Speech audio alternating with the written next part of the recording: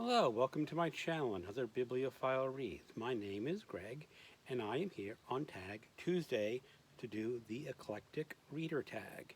I was not officially tagged in this video, but I saw Noah at Everyone Who Reads It Must Converse, and I realized that I was an eclectic reader and that I should very much do this tag. So, let's get into this. Prompt number 1. Where do you get your book recommendations? Well, obviously I get a lot of recommendations from watching booktube videos. I see a lot of channels, see a lot of videos, and I usually mark down books that I want to read on my Amazon wish list and just wait for them to drop on Kindle prices, or just wait until I'm ready to buy books and have them shipped to me. I also do a lot of reading on the Washington Post book review and the New York Times book review. Now, I actually subscribe to both the Washington Post. They don't have an official book review magazine or section anymore that comes out like in a separate edition. For the New York Times book review, I do subscribe to the Kindle edition of that, and I get that book review every Saturday morning. And I do the same thing as I do with booktube videos. I read a book review that I like, and I mark it down on my Amazon wish list, and eventually I'll buy it, or it will just sit on that list for a very long time. Prompt number 2. How do you decide what to read next? I like to keep a very short TBR, usually, under 10 books, or books that I can read in a month. Earlier this month, I did make a list of the books I wanted to read in October, and I am going to go through those. But really, it's just a matter of whim. Sometimes it's a buddy read. I know this month we had the BookTube Spin, and I got a book on the BookTube Spin coming up for Halloween, and that made it on. And I am thinking about next month, but I have not made any strong decisions for next month, other than I will be participating in Novella November. Prompt number 3. How has your reading taste changed over time? Well, I first started reading very regularly in 6th grade when I discovered H.P. Lovecraft. From there, I went on to science fiction and fantasy. I have to admit that I read an awful lot of fantasy when I was in high school. My favorite author was Michael Moorcock. He wrote the Elric Saga and the Eternal Champions, and they're sort of all interconnected.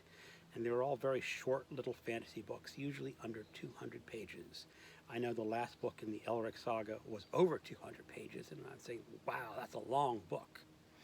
A long book for Michael Moorcock. I know for today's fantasy, that would be like the first third of a book.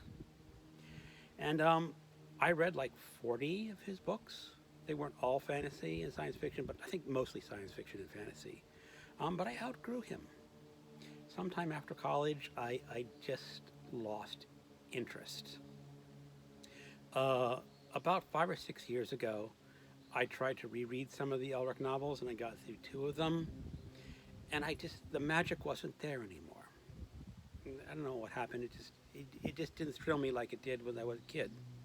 Now, I have noticed that there are new editions of those books coming out in hardcover sometime next year. I think I will try them one more time and see if I can recapture some of those magic that I loved back when I was in high school, or maybe it's just gone. The old saying is, you can't go home again. Maybe you can't read the books that you loved as a kid again. That might be a new phrase to start pushing around.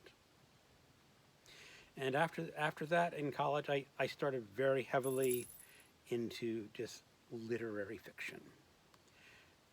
After the strong thing of literary fiction, I discovered audiobooks. And after discovering audiobooks, I discovered nonfiction, and that I really liked listening to nonfiction books on cassette tape. That's how you did it back then, everything was on cassette tape. And a few years ago, I was really into horror. I wanted to write my own horror novel, and I was read an awful lot of horror. I subscribe to the Leisure Horror line, which most horror fans will remember those books. And my thing was, after I read those for a few years, I decided, none of these books were fantastic. They were all just ordinary, and I lost interest in writing my horror novel and sort of lost interest in horror generally. I still do read some, and I'm going to try to go back and, like with Michael Moorcock, see if I can recover some of that long lost interest. Prompt number 4. What genres, subgenres do you never or usually never read? There are two things that I will not read. The first is young adult. I tried reading Harry Potter. I got through like 5 books. I read the first book of the Hunger Games trilogy. I read his Dark Material books. And I just was not that interested in them. Not his Dark Material, I think that's the one by Philip. No, I can't remember his name.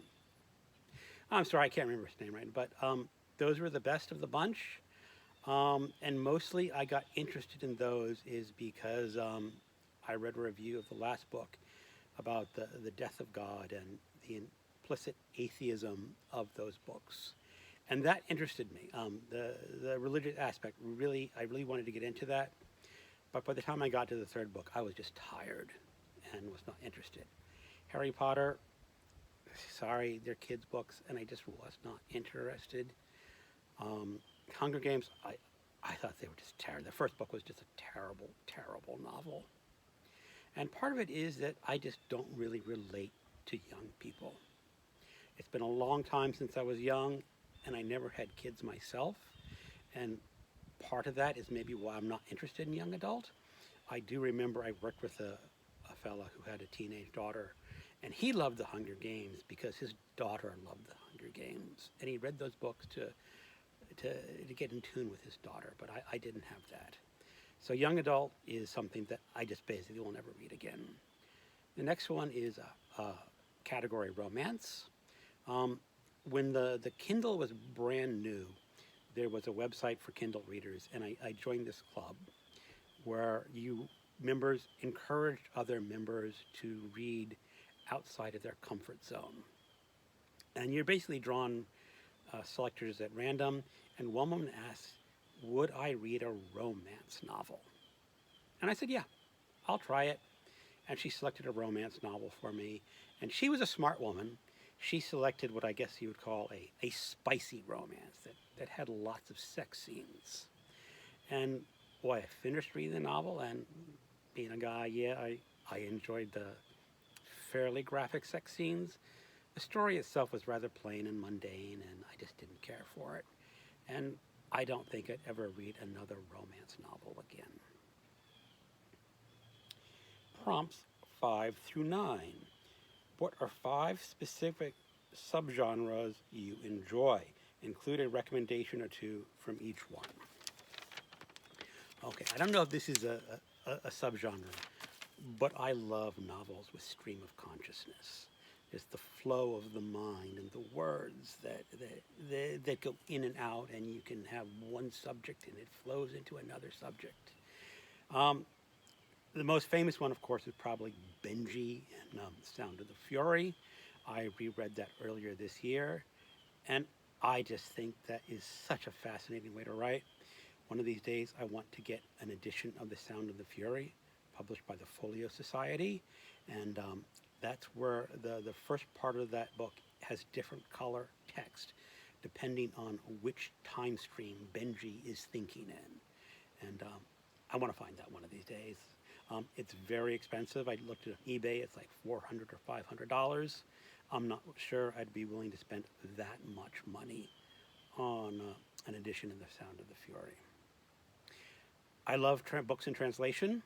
I always find reading books from foreign languages quite interesting, especially when you get into countries that I'm not all that familiar with.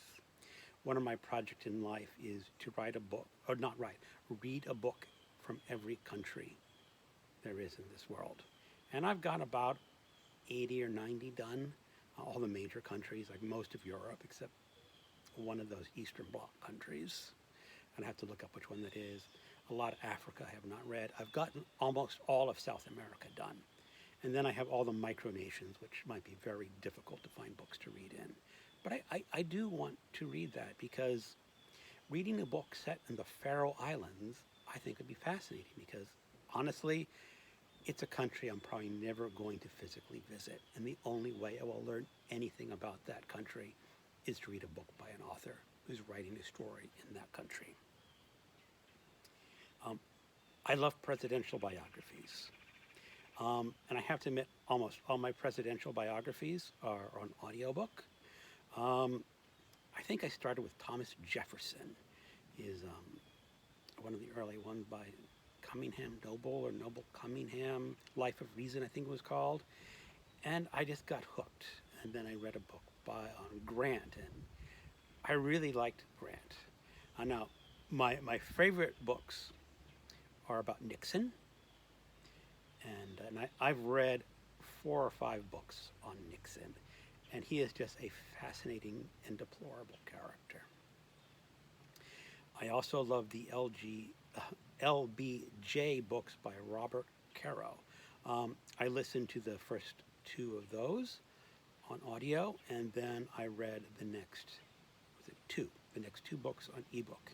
I'm still waiting for him to come out with his final and 5th volume on LBJ. And LBJ, if you don't know, was one mean son of a bitch, but he was a fascinating character. I like crime and noir novels. I love reading about criminals and their criminal capers and the dark, seedy side of the world. One of the most recent ones I read was Black Wings Have My Angel by Elliot Shays, and that was about an ex-con who thinks of a flawless way to rob a bank truck. And of course, you know, when a criminal comes up with a flawless way to rob a bank truck, things are going to go wrong, and it's just a marvelous way things go wrong in there. And I like hard science fiction.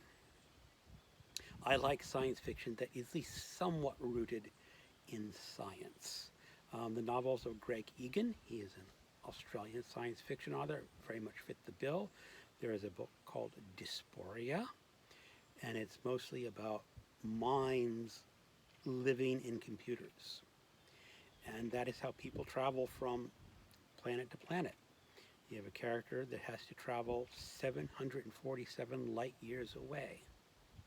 And they do not have faster than light travel in this universe. So that character has to survive in a computer more than 747 years until they get to their destination. And he does very good with hard science fiction. What I don't like in science fiction is the people or authors who take the Arthur C. Clarke statement, significantly advanced technology is indistinguishable from magic. And a lot of writers write magic as if it were science. Now, someone like Arthur C. Clarke was a hard science fiction writer. And he knew how to do advanced technology that looked like magic from an outsider's point of view. But from the insider's point of view, it would be all technology. I do not like it when the writers do not understand the technology they're writing about. They are just writing about it as if it were magic and calling it technology. And I'm going on a little bit of a rant there, and I should probably stop right there. And those are my 5 subgenres, and those are my Eclectic Reader Tag. Now, this tag is fairly old. I think a lot of people have been tagged already. If you are an eclectic reader and have not been tagged yet, please do this tag. I would love to see other people do this tag and see how they do their eclectic tastes. Thank you very much for watching. Have a good day. Goodbye.